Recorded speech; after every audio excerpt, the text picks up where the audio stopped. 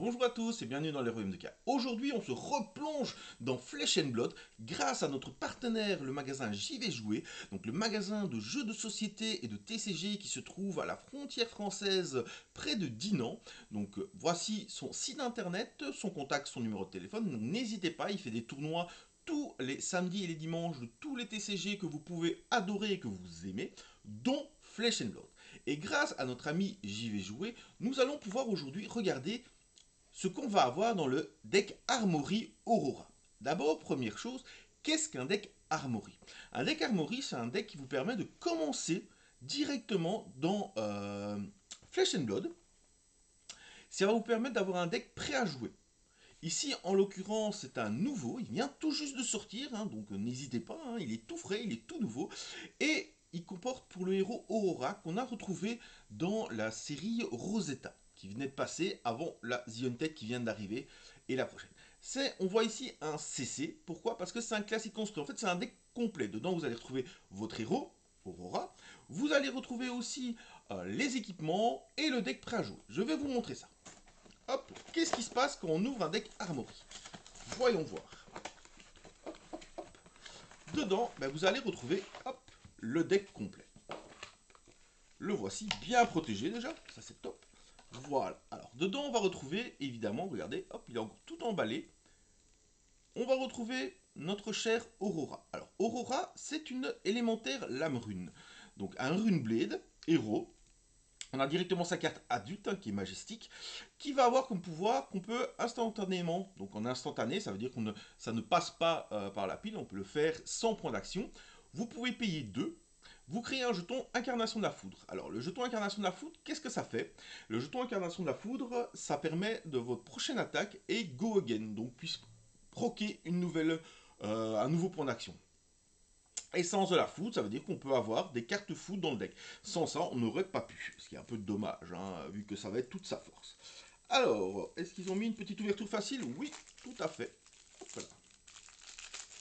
Donc, ici, la première chose qu'on va faire dans cette vidéo, c'est qu'on va regarder un peu de quoi est fait le deck. Et après, je vous montrerai par rapport à ma collection comment est-ce qu'on peut améliorer ce deck facilement. Hop.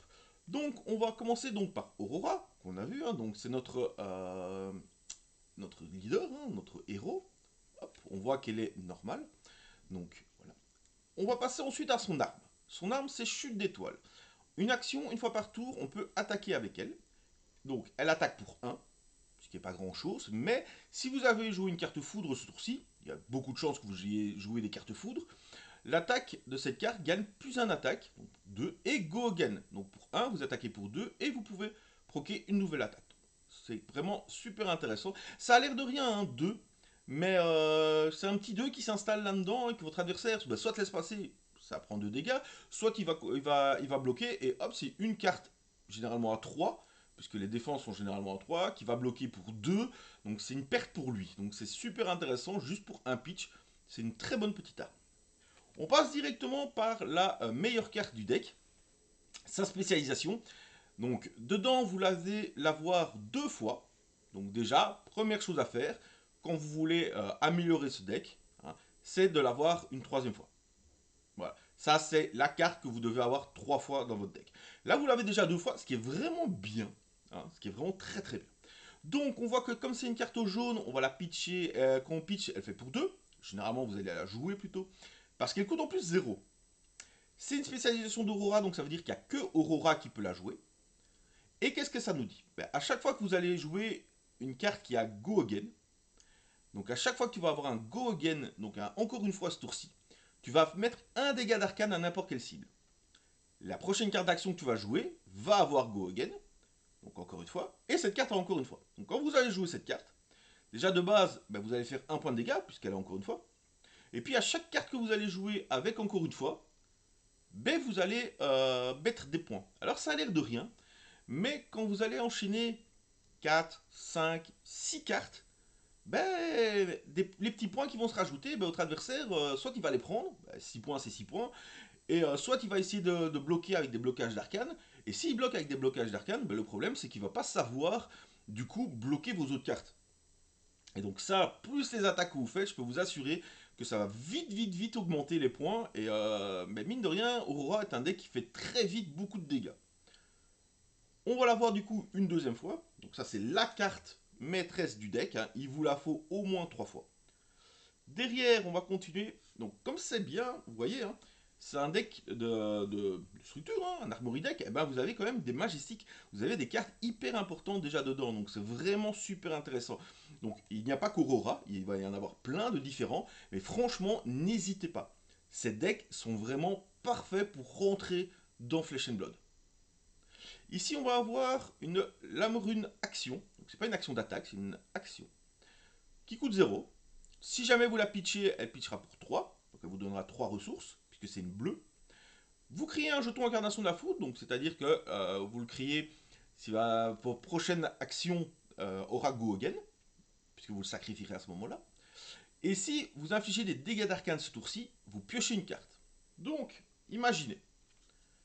Oh, je vais jouer l'arc de la foudre. Pour 0. On est toujours pour 0. Hein.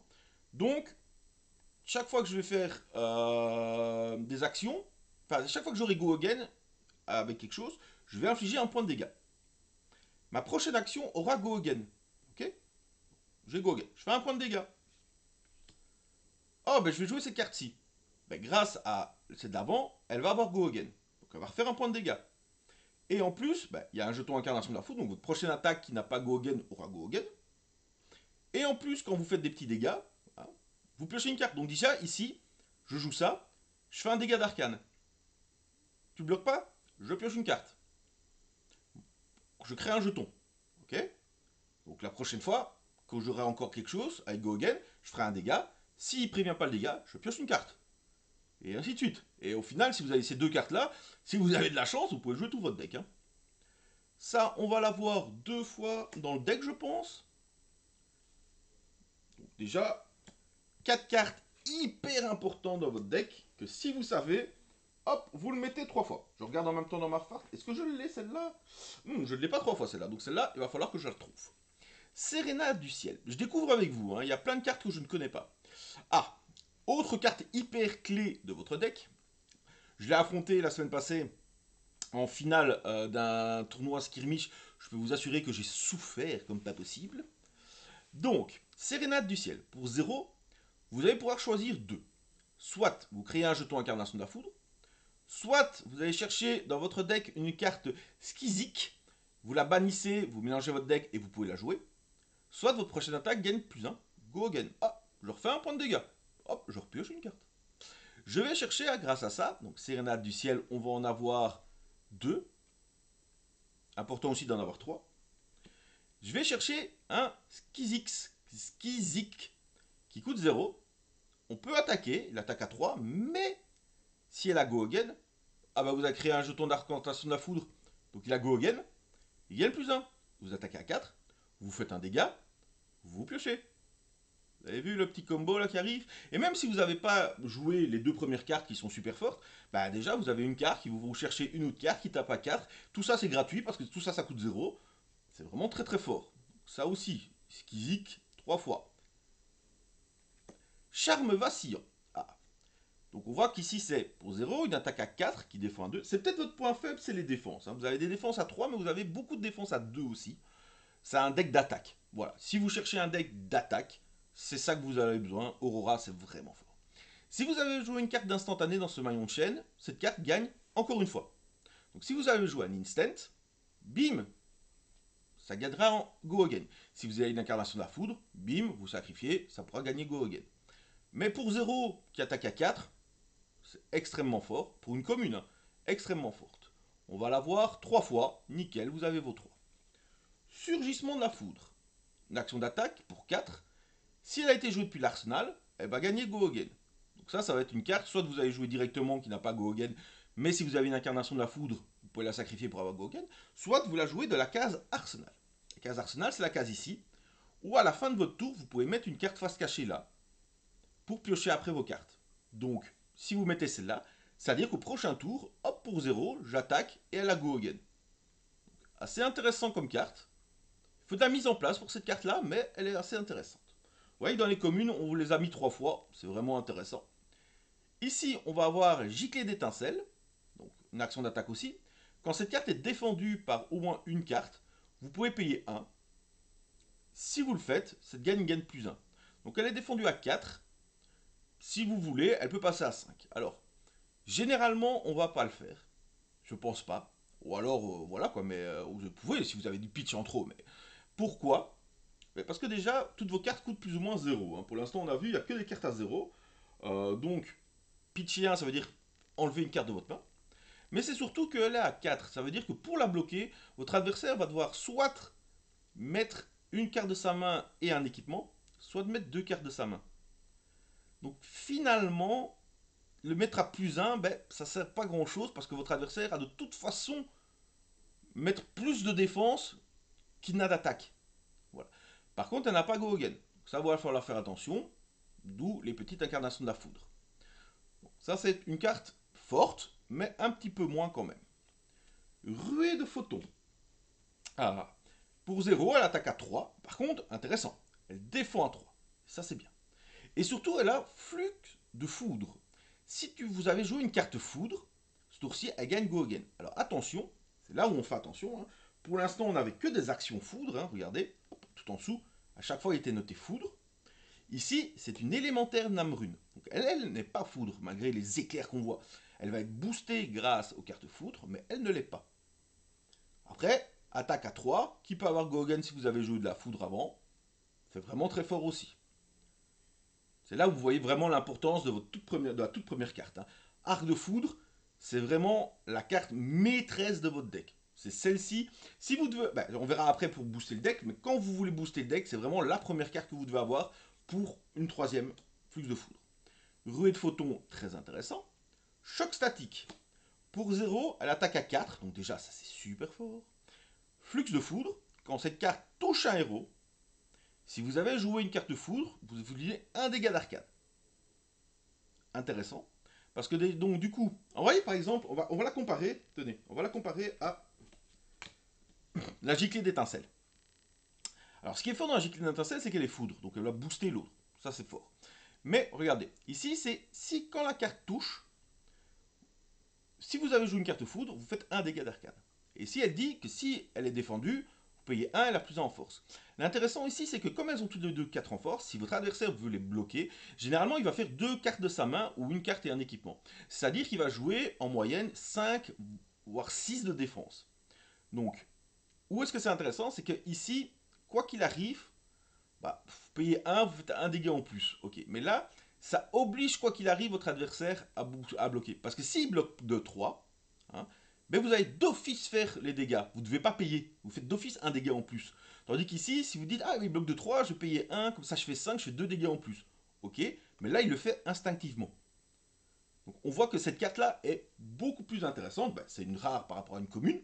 C'est beaucoup plus intéressant, mais, je mets quand même un gros mais à ça, c'est qu'il vous faut quand même avoir joué une carte foudre avant.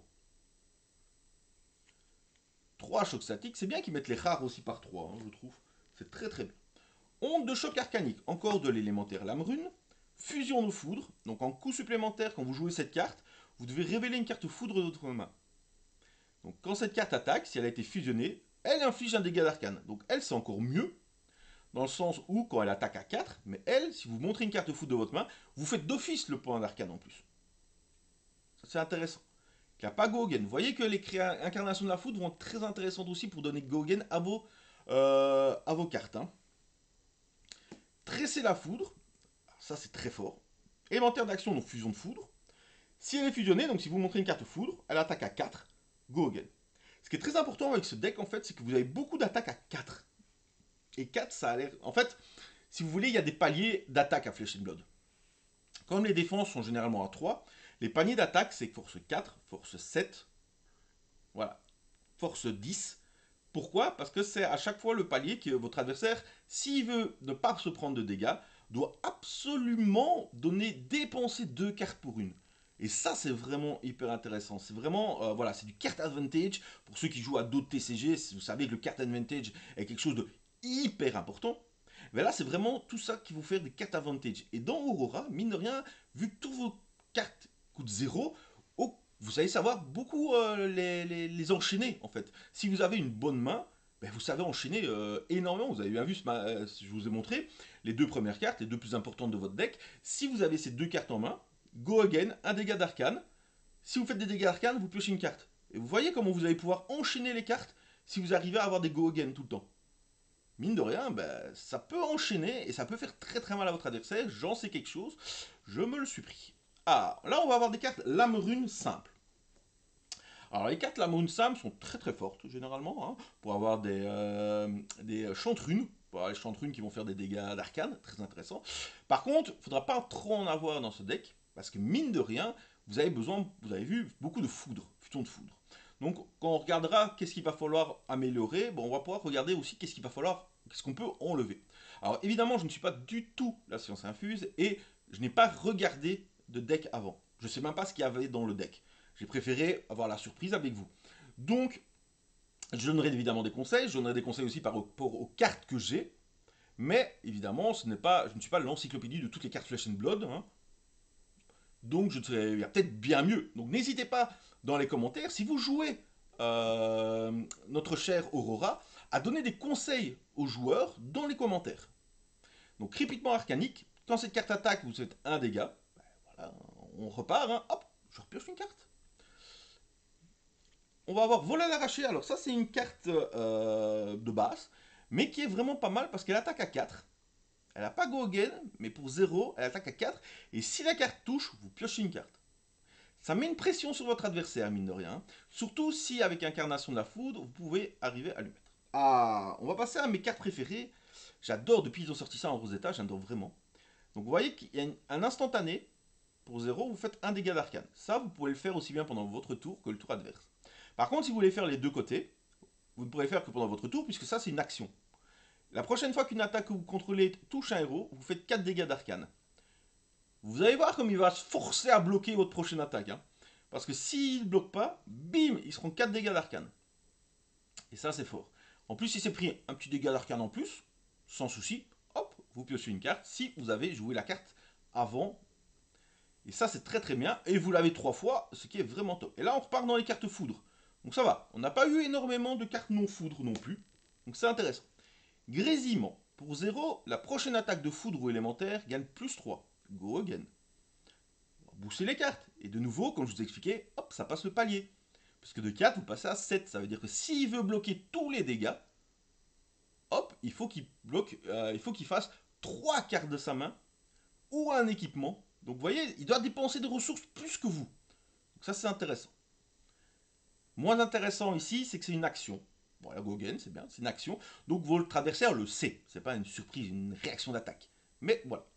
On va passer à un instantané. Et les instantanés, c'est vraiment ce qu'il y a de meilleur. Et là, vous allez avoir la meilleure carte que vous avez dans le deck. Pour l'avoir pris dans la tête, et ça l'a sauvé beaucoup de fois. Et toujours dans cet esprit d'avoir plus de cartes que votre adversaire, hein, de cartes advantage. Pour 0, vous allez voir le saut périlleux électromagnétique. Donc vous choisissez en instantané, donc vous faites comme vous voulez. Vous choisissez 2 cartes d'action, jusqu'à 2 cartes d'action, avec un coût supérieur ou égal à 0, ça devrait aller, hein, dans le maillon de chaîne actif. Et vous les remontez dans la main de leur propriétaire quand le maillon de chaîne se résout. Et en fait, c'est très pratique parce que vous le faites sur des cartes de votre adversaire, hop, il remonte. Soit vous le faites surtout dans vos cartes en fait.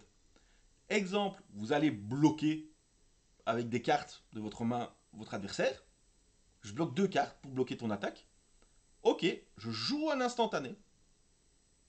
Quand le combat est fini, donc j'ai bloqué tes attaques, les 2 cartes qui coûtent 0 ou moins reviennent dans ma main.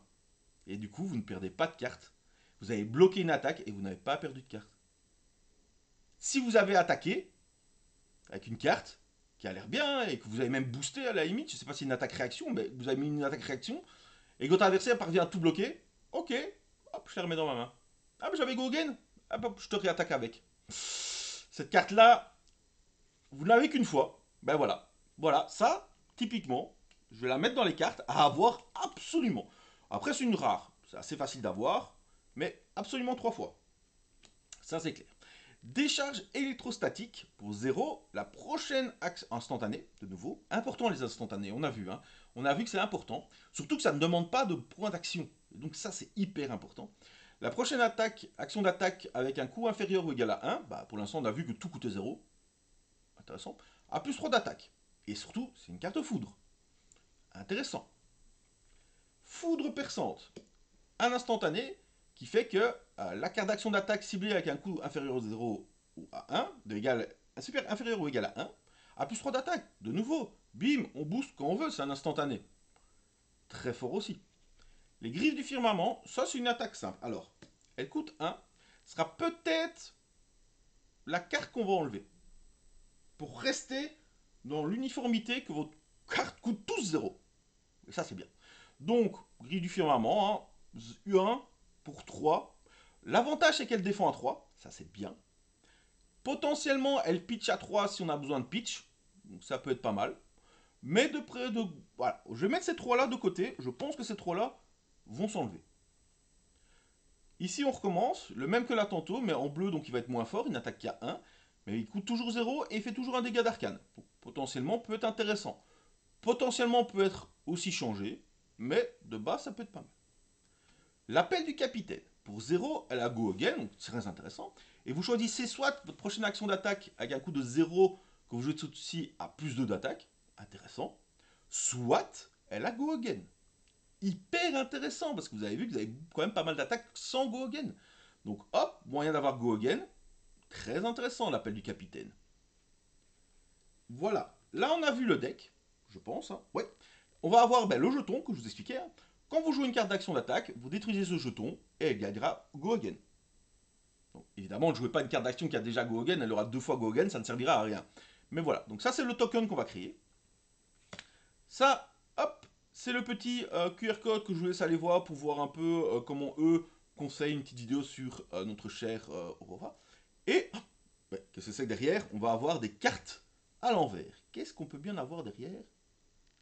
L'équipement en Rainbow Foil. Et c'est du nouvel équipement. Et c'est ça qui est vraiment bien, c'est que c'est des nouvelles cartes qu'ils ont créées pour le deck Aurora. Ça, c'est vraiment bien. Chapeau de réflexion rapide, instantané. Vous détruisez cette carte. Et si vous devriez subir des dégâts ce tour-ci, vous pouvez défausser une carte instantanée pour prévenir un de ces dégâts et piocher une carte. Alors, c'est pas mal. Je dis pas qu'il y a mieux. Qu'il n'y a pas mieux. Parce que franchement, il y a des équipements de fous furieux. Hein. Mais quand vous commencez et que vous ne voulez pas... Parce que ce qu'il faut savoir, c'est que dans Flesh and Blood, ce qui coûte le plus cher, c'est les équipements. Les équipements génériques que tout le monde peut jouer. Voilà, vous allez avoir pour des équipements à 100, 150 euros. Et c'est pas ce qu'on veut quand on commence. Surtout avec un deck à 40 euros. Voilà. Donc ça, c'est déjà excellentissime quand vous commencez le jeu. Si après vous avez de la chance d'avoir de l'équipement de fous furieux, alors c'est cool. Mais vous n'êtes pas obligé.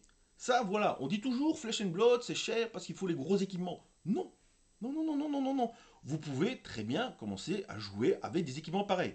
Évidemment, si votre but est de devenir champion du monde, oui, vous allez devoir investir. Mais si votre but est d'aller au tournoi, aux armories, les petits tournois du vendredi ou du samedi soir ou du samedi pendant la journée, et que c'est ça qui vous amuse, alors franchement, ça c'est nickel. Celui qui a gagné le dernier armory, eh ben, il a joué ça et c'était vraiment top. Donc voilà, je tiens à faire quand même ce petit disclaimer. Quoi. Donc, on a le chapeau de réflexion rapide, très très fort, qui vous permet de défausser une carte que vous auriez instantanée, vous prévenez un dégât, mais surtout vous repiochez une carte, donc vous ne perdez pas spécialement de cartes. Et ça, c'est intéressant. La redingote de choc. En action, vous la détruisez, vous gagnez un pitch. Utilisez cette capacité que pour jouer une carte foudre ce tour-ci. Go again. Alors, ça a l'air de rien. Donc déjà, ça peut défendre une fois. Après, il aura un -1. Mais la seule carte que vous allez avoir besoin de mine de rien, de pitch pour attaquer, ben, c'est la chute d'étoile. C'est une attaque foudre. C'est-à-dire que, si vous voulez, le tour où vous faites la méga attaque, avec vos arcs de foudre et ainsi de suite, ben vous allez sacrifier votre petite redingote, comme ça votre attaque d'épée est gratuite. Ça veut dire que vous n'avez pas discardé une carte de votre main pour pitcher, en fait. Et ça, c'est intéressant. De nouveau, il y a bien meilleur, évidemment, hein, disclaimer, mais c'est très bien pour commencer, c'est parfait. Après, on va voir les claquettes zap. Quand cette carte défend, elle défend quand même à 2. Elle défendra qu'une fois parce que c'est cassant, donc elle cassera juste après, mais elle défend à 2. Qui pour une défense est vraiment bien. Vous pouvez révéler une carte instantanée de votre main, et si vous faites un dégât de rien. Donc elle va défendre une fois par partie à 2, et mettre potentiellement, normalement vous avez des cartes instantanées dans votre main, mettre un dégât à votre adversaire. Les guêtres de lumière d'étoile, donc les jambes, quand cette carte défend, donc une seule fois parce qu'elle est cassante, vous révélez une carte instantanée de votre main, et vous créez un jeton incarnation de la foudre pour préparer votre prochain tour. Très intéressant. Ah, mais on est... Oh, il les avait cachés derrière, regardez, on en a... Ah ben... Oh, on a des cartes supplémentaires en foil, en fait. Alors, on a un quatrième Skizik, mais foil. Alors, ça, c'est intéressant. On va avoir un troisième inscrit dans le firmament, et ça, c'est méga bien. Et encore une sérénade du ciel, foil. Bah, c'est bien tout ça. Donc, en fait, mine de rien, qu'est-ce qui va être hyper important à récupérer? C'est ces deux cartes-là. Voilà. Une majestique en une seule fois, l'arc de la foudre, et saut périlleux électromagnétique, une rare en double. Voilà. 3 cartes à récupérer de base pour que votre deck soit vraiment fait. Évidemment, si comme moi, vous voulez pimper vos decks et vous aimez tout ça, évidemment, vous allez avoir la Marvel, que j'ai ici. Donc, Aurora étoile filante en Marvel, et évidemment la Marvel Scatbo, c'est derrière. Hein. Attendez, je vais l'enlever de la petite case, parce qu'évidemment, vous ne voyez pas. Alors, les petites cases, elles sont pas toujours pratiques. Hein. Voilà. Hop. Donc, on va voir. Hein. Aurora étoile filante. Je vais l'enlever de la pochette aussi. Hop, je fais ça doucement, hein, parce que... Hop. Voilà. Alors. Maintenant, il faut qu'il fasse le point. Ah, j'ai perdu le point. Regardez comme elle brille. Et derrière, hop. Regardez-moi cette beauté. Bon, évidemment, ça, c'est du pimp. Hein. En termes de jeu, ça n'a aucune différence de valeur. Hein. En termes d'argent, ça a beaucoup plus de valeur, évidemment. Vous allez avoir effectivement plein d'autres cartes. Mais comme je vous ai dit, les plus importantes, hop, je l'ai même plusieurs fois, tiens. C'est de récupérer celle-ci. Voilà. Et grâce à ça, votre deck va bien tourner. Voilà, on remercie encore notre cher ami et partenaire David de JV Jouer.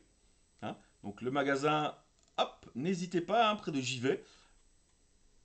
Et je vous dis à bientôt. Je vais sliver ce deck, on va le tester aussi, évidemment, hein, un peu amélioré. Et je vous donnerai évidemment le retour. On se retrouve bientôt. Et surtout, le plus important, n'oubliez pas, amusez-vous.